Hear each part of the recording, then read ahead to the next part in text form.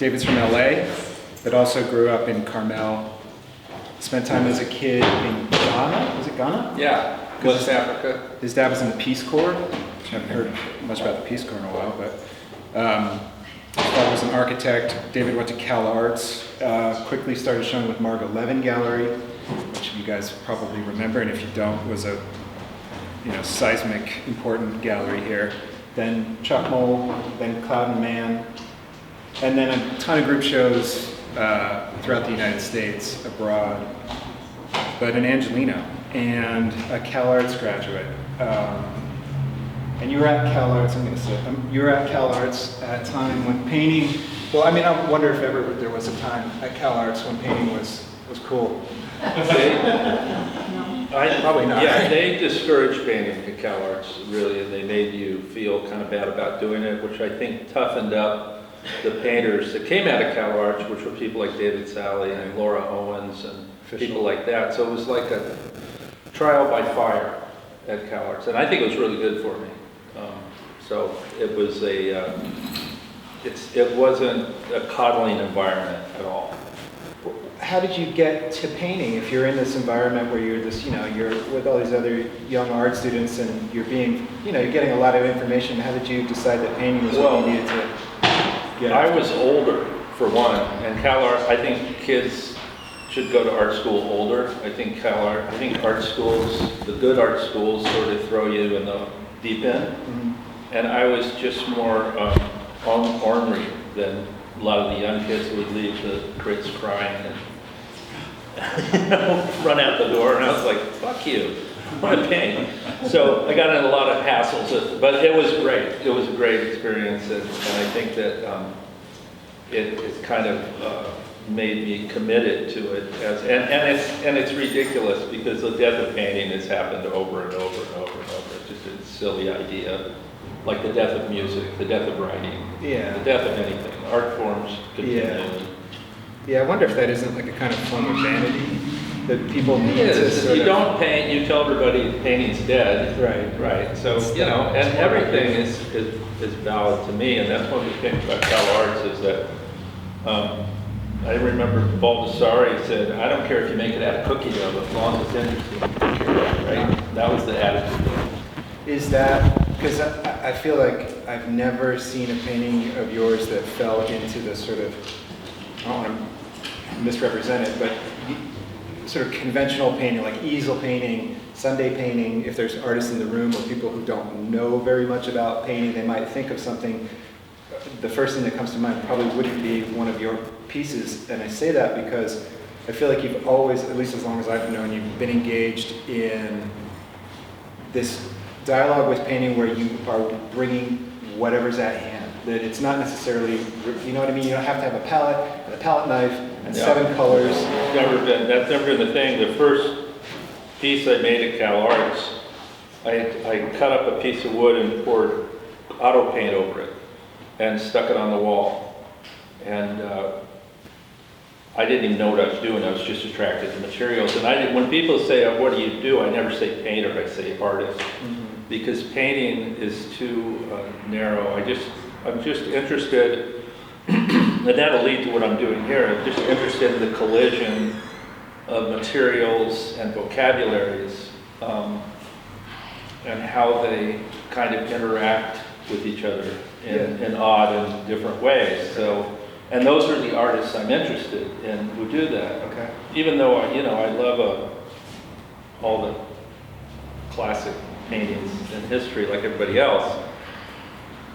The artists I'm interested in now are people like Albert Olin, who doesn't seem to have, in some ways he seems like he has a couple screws loose, but when he's on, he's so on. They're so astounding. That's the kind of stuff. Albert Olin? Albert Olin. He's German. I just want to say something real quick. He wants to do bad painting. What? That's what he told me, he wanted to do bad painting. Bad, good painting. That's good, bad painting. What's the fine line between the two? I was just going to say as we go along here, I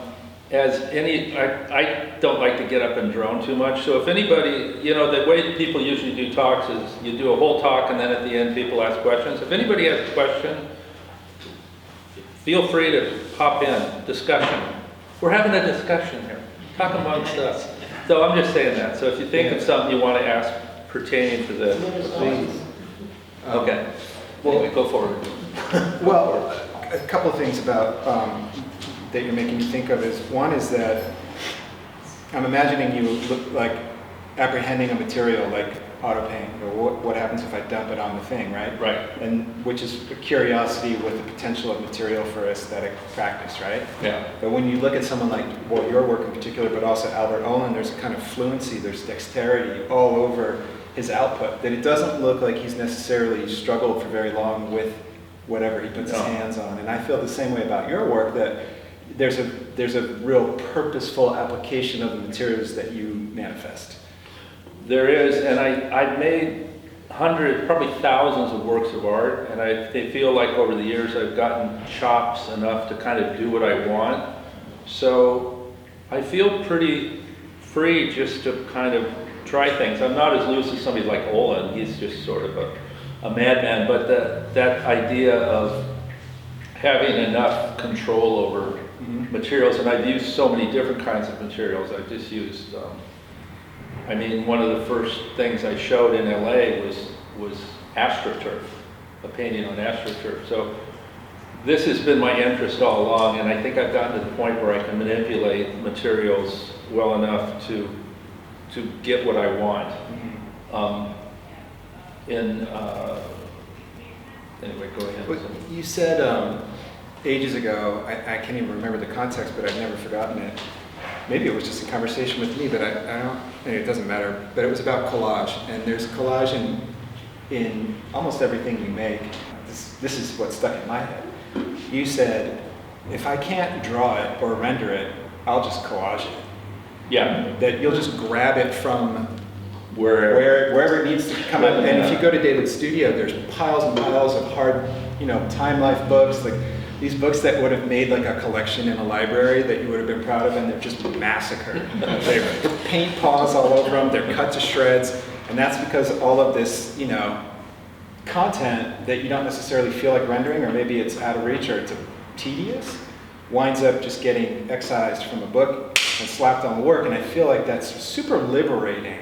It's for super artists liberating to not be tied down by the shit they can't do. Right. If you guys know Chris Martin, the artist, not the guy in whatever the rock band, he's sort of like that. I mean, he'll make this big sort of painting, and then he'll just collage some dopey thing on it. But that idea of using the whole world as a kind of access point to create things is very different than some of my friends who are painters. I got a buddy, John Millay, I don't know if you did, but he's like canvas oil paint, and that's what he does, and that's great. I mean, I love it, but it's a different way of thinking about art, and my work manifests itself as paintings. They come out as paintings, but I don't set out to make a painting. I just set out to make a pictorial object. But there's also, maybe not in this work because it's so sort of insistently abstract, but a lot of work that came before this had notions of narrative, like anthropological narrative, random, abstract narrative about the practice of making art itself, but there was a sort of palpable story that was engaging in the work. And it makes me wonder if the books and going to Africa and looking retrospectively, because a lot of those books are old, and you see, a version of American or international or global or maritime history that's kind of dated, but you've put it into these big, I'm thinking of like Cosmic Pendulum, these big paintings that ask these questions about the state of the universe, the state of the world. Where can you somehow wrap this up conveniently for me? Well, I did a lot of work that had a lot of sort of bits of narrative, and I think without any inherent direct meaning, like they're like poetic bits of things, but interestingly, I've kept coming back to abstraction and just I've been trying to make abstractions that are like anthropomorphic. They kind of look like stuff, but they're not quite that. And that's why I keep coming back to this. Every time I sort of lean into something somewhat narrative, I come back to this. I keep getting dragged back to this. And we are in a time right now where there's just a ton of narrative painting, and a lot of it I really like. I mean, I like everything from Picasso to Guston to Kerry James Marshall to a bunch of new artists that are making art right now.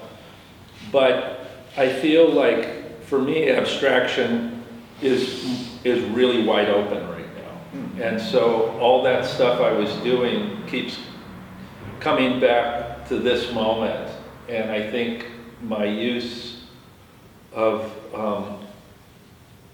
I think with abstraction, I've been struggling to kind of reinvent it, because I think it's right now at a little bit of a point where there's, I don't know, I mean, I don't see everything out there, but I think that it's ripe for invention. It opened up all these possibilities. Okay. Right, toward that. So I think all those narrative things I did early on have coalesced into something where I'm trying to make paintings that they're in between. Okay. They're kind of an in-betweenness. Yeah. What is it? You know, that's where what's like a science experiment. But maybe the in-between is where you are.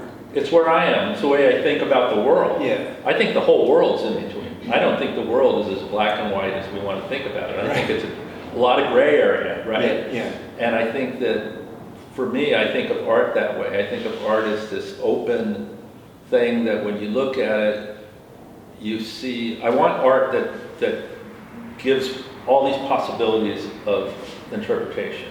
I don't want to be banged over the head. Right. Even though some of the greatest art that's ever been made bangs you over the head. You know, I talk about, you know, a Guston painting of the clown guys. The clown guys, those are very direct paintings, but they're fucking great, you know? So it's just me. That's not a talking about the way other people make art, you know? I think, I personally, I recognize that in other people's work, and I think I've struggled with it myself, but there's the kind of missing link, the part where the thing that you made or that somebody else made is just art, because you can say that Guston paintings are hooded figures and this is very difficult content, but why do they look exactly the way they look? Why are the paintings the size that they are? Why are they made out of oil, or why aren't they drawings? Or there's the art part, there's the part that really doesn't have an explanation, and that's maybe where the magical thing, the uselessness but the splendor of what art can be.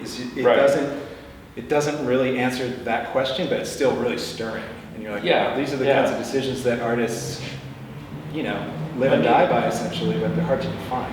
Right, and it's not how you, they always said, I don't know, it's Frank Steller or some of those people said, it's not what you paint, it's how you paint it. Totally. So you can have somebody paint 4 Klans guys in a car, one person, and you have Guston painting, he paints it a completely different way. How he paints it is everything, right? So, I mean, that's what's so fascinating about making art, is it's just the possibilities. I always think that you're coming to the end of the road, and then boom, something opens up. And that's what blows my mind. And I mean, I'm going to be 69, and I don't feel like I can't remember shit, but somebody older laughs at that. But my creative impulses, I think, are opening up.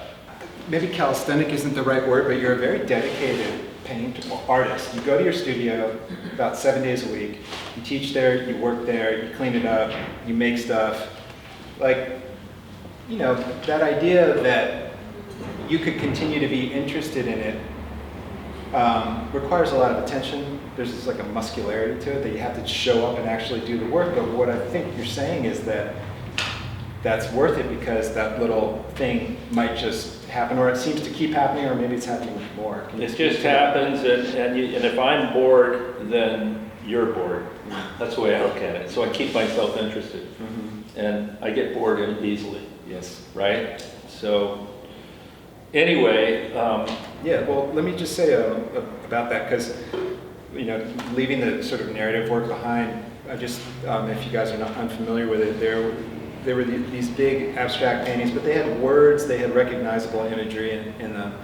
And to me, they were, like you said, they were poetic, and they were asking questions. They were unresolved sort of, I don't know, theories, or like you said, poems that mixed kind of science and art and philosophy and personal history and political history and geography. They had this kind of, biblical's the wrong word, but this ambition that this was a kind of way of... Theory of everything. Theory of everything, totally. Which is a real thing, the theory of everything. Yeah. Okay, so that gets me thinking about a couple of things that, like you said, or we said a minute ago, that you're like the nexus, right? That people say that an artist has like a body of work.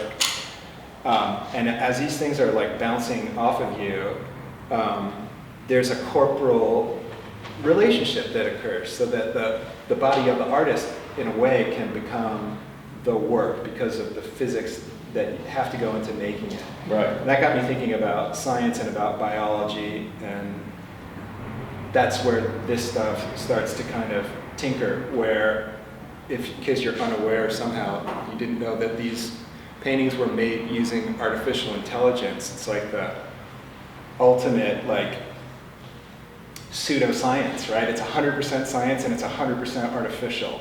Yep. And that was like your little lab rat, stablemate. Right, so that's what I want to talk about. So let's get into that. How does this, because everybody in Hollywood's terrified of AI. Everywhere's terrified, Right. And I want to talk about right now how I made these, because I think it's going to be interesting for you guys. Is the way I made these is, like I said, I have hundreds of drawings and paintings and sculptures. I've made probably 200 or 300 ceramic pieces in the last few years. And I took all those and I put images of them in an AI image generator. And I took that and I used that to produce images that came out of it. And what came out were all these odd sort of, what's the word? Incantations of the work I do. And I take those and I add more of my work to it and I train them in all these different directions. And it's almost like natural selection. What I like of it stays and I work off that. What I don't like, I get rid of. And is that part of the prompt? they're not prompt, but they're no word prompts. Image prompts. Only image. Only images of my work. So do you say this good, this not good? I don't say a word. But I say it in my head, this good, not good, but there are no image. I figured out how to do only image prompts. wow. I'm only using my images, I'm only using my work, and I'm having a collaboration with myself. I'm basically, this Pietro wanted to call the show "David Lloyd Eats David Lloyd." Because they're really me, and you know, one of the, and so giving it all this work, all these different things, is that there's this massive data stream, which is my work. And so I've created this way of making these things that, and so what I do is once I've made something I'm interested in, I generally print it out and mount them, parts of them, all of them, some of it, add to it, drill into it, carve it, and I add me to it. So I end up with something that comes out of me, and then I add me. So I start working into it, because my interest is to make these very physical, real things. The world of AI right now lives in the digital world. And there were some, what I think are very crummy things that were at the Whitney Biennale, biennial, were some AI pictures, and they were just, you prompt things and it makes pictures in AI. It's very simple, and you print them out, and that's that. That's not what I wanted to do. I wanted these things to be paintings, to be objects that you could touch, that had physicality. And I feel like, this is a big claim, but I feel like I'm the only person I've seen yet that's taken this thing and turned it into an actual physical object that is humanized. Because I'm all over these things. I mean, there's so many different materials in these things, and that's really an important step to take them and bring them into the real world, to become something. You're using mid-churn, correct? I'm using mid-term. David, how many times do you visually prompt on the average?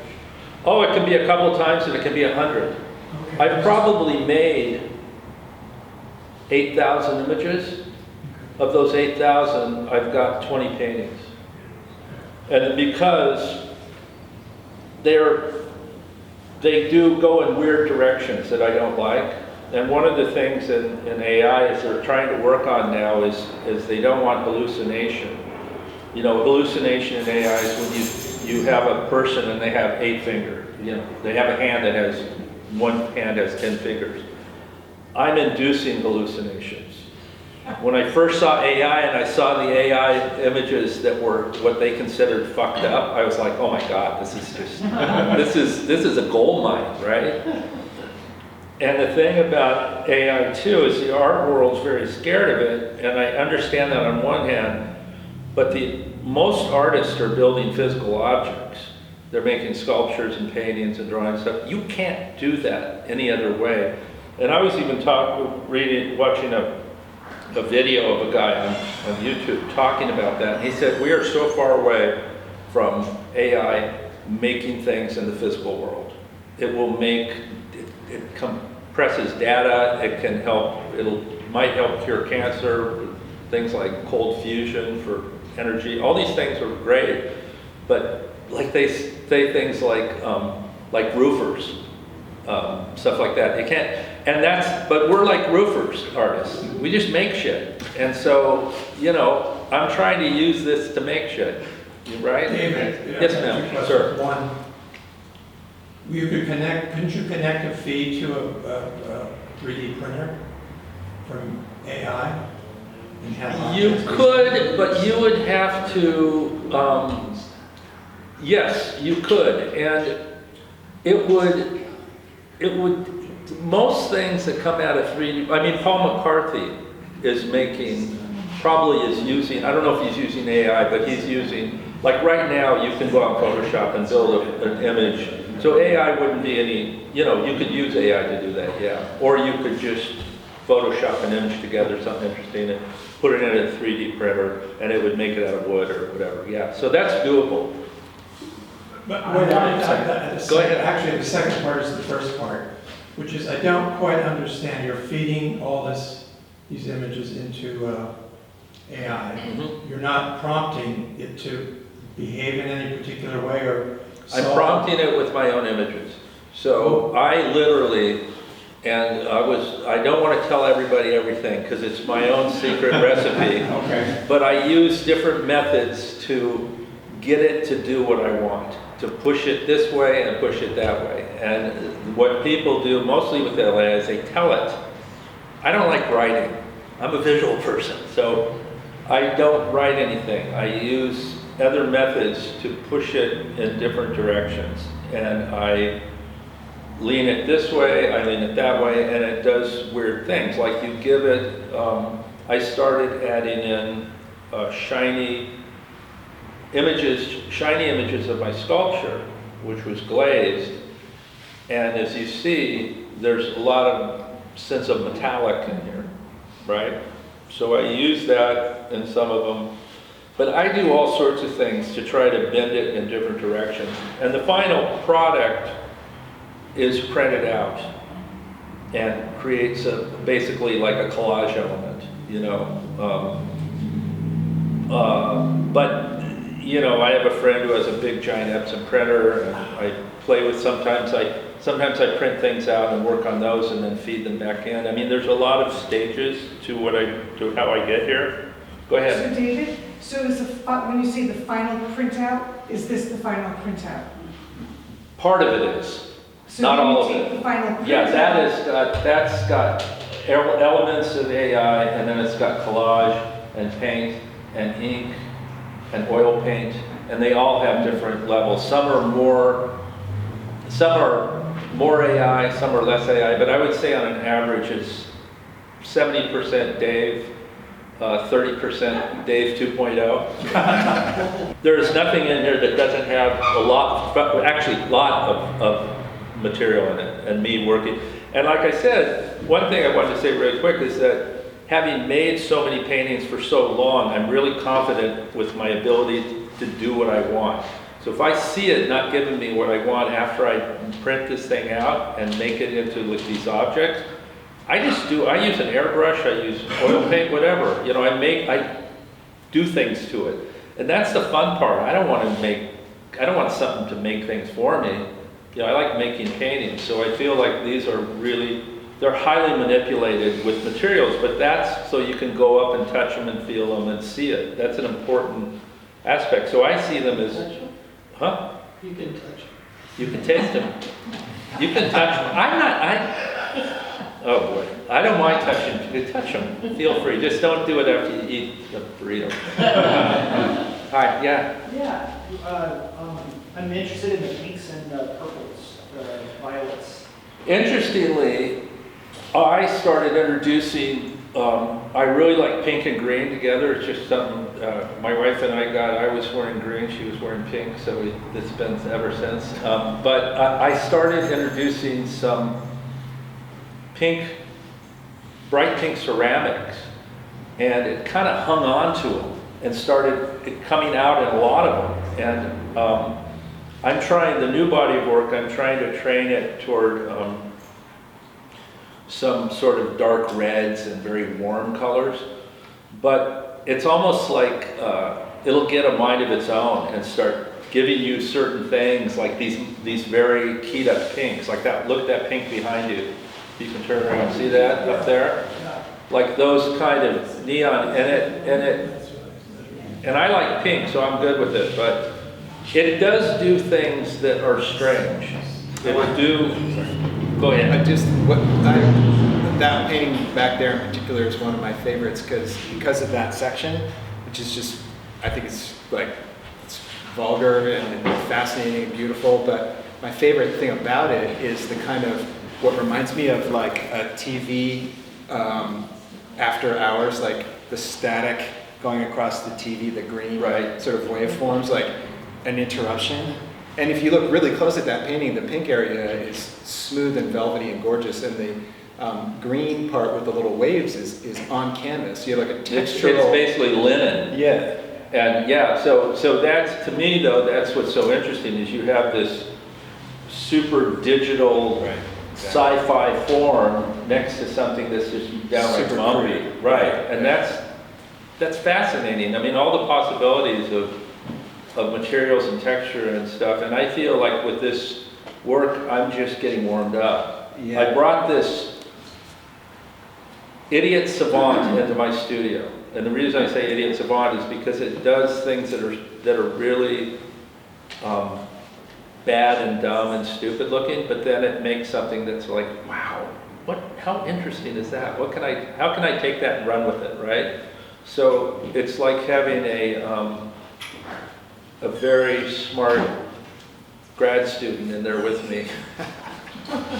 Are you being prompted? You're being prompted also? It's prompting me. Yeah. I've had moments where I was yelling at it. And if you saw the movie Her, it gets weird.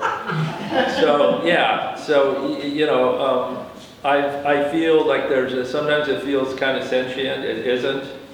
AI is probably never going to be. It takes data and tries to make guesses about where it should go. It's just a big kind of, it sees something and it tries to make guesses about, and that's how it comes up with new, interesting things. David, the shapes, do you ever change them as you're working? I mean, they're pretty elaborate, so I'm assuming you come up with the shape and then you know what you're going to be placing on the... Well, I might print it out small and play around with it, but once I print it out bigger, then I'm committed to that form. But I use spray paint and caustic and oil paint and ink and I mean a whole plethora of materials that like Alex said, that I've been working with for 40 years. So there's all this stuff in my studio is just there to, it's kind of like alchemy, and it's really a two-part system. The first part is making the forms I'm interested in, and the second part is making them physical objects and creating a painting out of them. There's a lot of moving parts to these things, and they happen fairly slowly, that fiddling with them to get to that place where they're doing, like I want them to work like a machine, like everything's working. I was going to say that this guy, famous painter, Jeremy Gilbert Rolfe, just died. And he was at Cal Arts when I was there. And he was just a royal pain in the ass. But he walked in my studio after I made him, when I first got there, and said he'd have a cigarette. And I go, Jeremy, what do you think?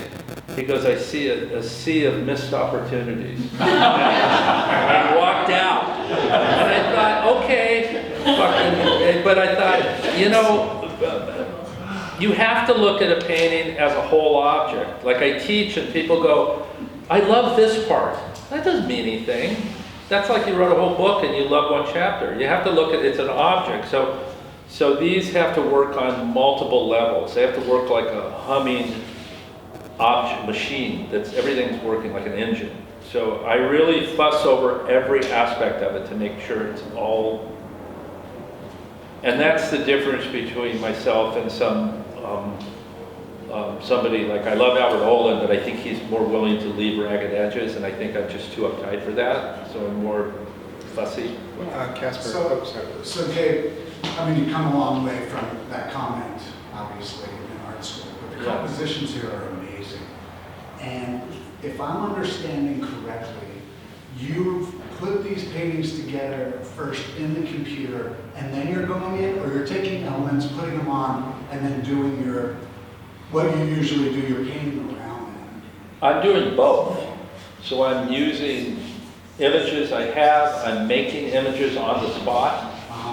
I'm adding them as just cut out elements to paintings, and some of them I'm using them whole.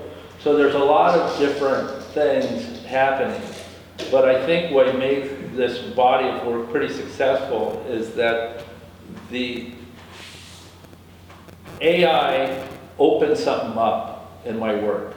Well, And that's what it was. And it wasn't like it's still me. It looks like my work. I mean, that's what everybody tells me. It looks just like your work. The energy in these paintings, just your disposition as an artist, I've known you for a while too. Yeah. The energy is so much greater in these paintings. They seem to me like a lot of right decisions. Yeah, As and opposed to like, oh, what am I going to do here? Like these are really good. right. And what was funny, because when I first started making these, I was super interested and stoked, and maybe that just translates into the work. Right, absolutely. Like David Sally wrote this book called How to See, I think it is, and he talks about a work of art can have an aura, and I think that it's hard to hit. As artists in here know, like some hit and some don't, so why certain works of art work is sort of a mystery, like why music works or a poem or something. So I feel like when I was doing this body of work, I'd hit some place where they were starting to like have this other quality. After 40 years of painting, I finally hit it. Oh my God. When I've talked to people, they go, ooh, AI, and I'm like, yeah, but this is super interesting, and I'm interested, and it's like scientists, in the world, this technology is here, and it's gonna be part of our lives everywhere, in good ways and bad ways, but it's a tool. So if you have a knife, you can stab somebody, or you can do surgery and save them, but it's just a tool. It's just the intention's different, right? So I think the thing about AI is that we have to regulate it they call it alignment in AI, which means align it with human needs. Don't let it do this. And I do believe this will happen. I think we'll get a cure for cancer. I think it'll figure out something like cold fusion, which will completely end energy problems.